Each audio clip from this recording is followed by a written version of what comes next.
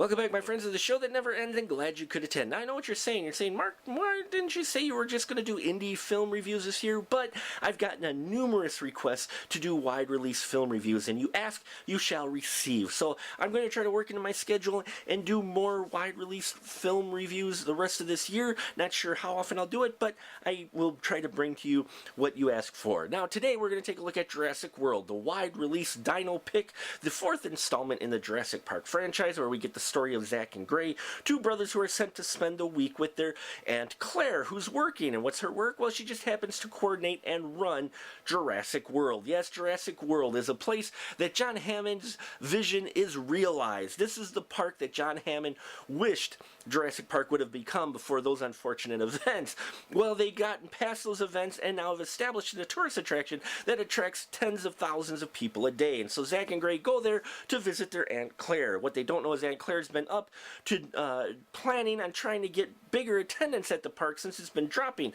So what ends up happening is their scientists whip up a brand new dinosaur never before seen. That's right, created from all these parts of other things. And while this dinosaur is very large and very smart, and it is also very dangerous. And soon it breaks out of its containment, and we see Claire, how she enlists the help of a local dinosaur handler named Owen, played by Chris Pratt.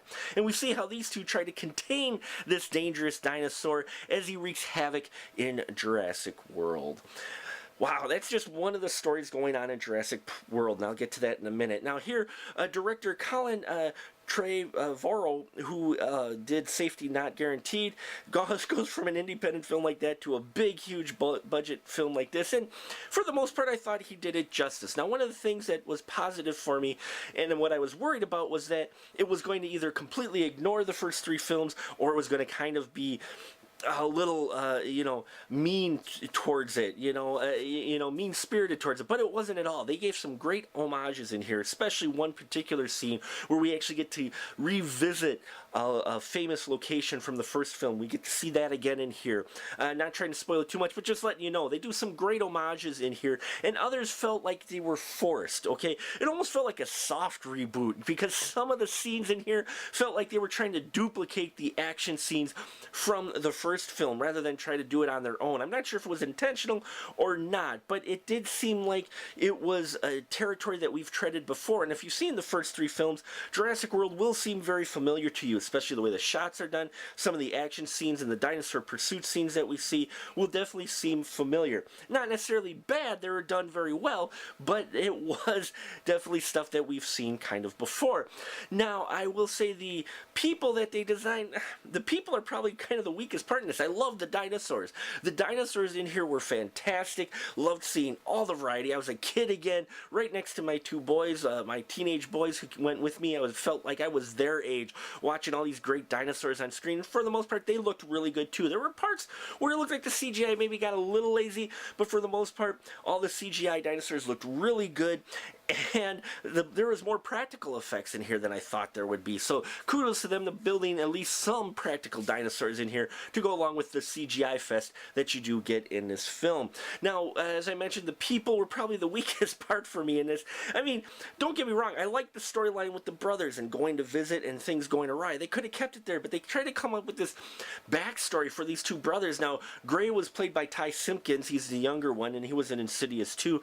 And Nick Robinson plays Zach, his older brother. Loved the chemistry between them, and they felt like brothers, but at the same time, they tried to come up with this story, this kind of drama in the background, this backstory for him, and you didn't need that. That it served really no purpose at all in here, except for maybe seeing Ty Simpkins cry, which he does a number of times throughout this film, so I didn't think they needed that. Then there's the character Claire, who's played by Bryce Dallas Howard, and Owen, as I mentioned, was played by Chris Pratt. Now, Chris Pratt has been firing all four cylinders for me. Loved everything that he's been in. He's really makes the most of this character, which doesn't have a whole lot of depth to it, but he's having fun, and he really does this character justice of Owen. Really enjoyed him on screen. Now, the Claire character, I couldn't quite get what they were trying to go for with her. At times, she seemed like kind of a hard-nosed business lady. Other times, times she seemed like a damsel in distress, and it was really up and down with her character. It almost felt like they didn't know what quite to do with her, and they even give her and Owen some story, which again I didn't feel was needed. You didn't quite need that in here. Now we got Vincent D'Onofrio showing up as Hoskins, another character with another storyline that involved Henry Wu. Yes, BD Wong's back. Great to see him on screen and playing this character, and I loved what they came up with him. But again, we get another subplot in here. There's a lot of subplots going on with these human elements that I felt didn't need it, because we came for one thing, folks: dinosaurs, which you do get a lot of, so that it doesn't disappoint in that department.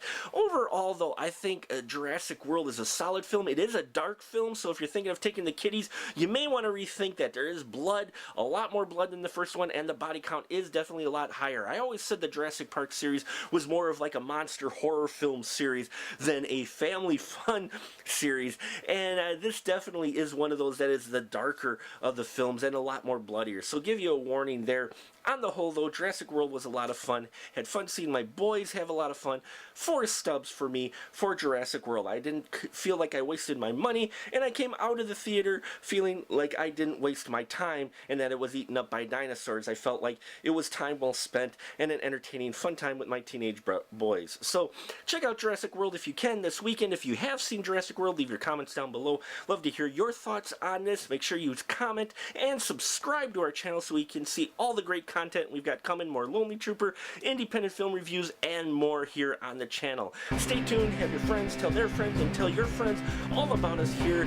Up those subscribers, because I'm doing it for you. I thank you for your support, and until next time, folks, keep that ticket stub.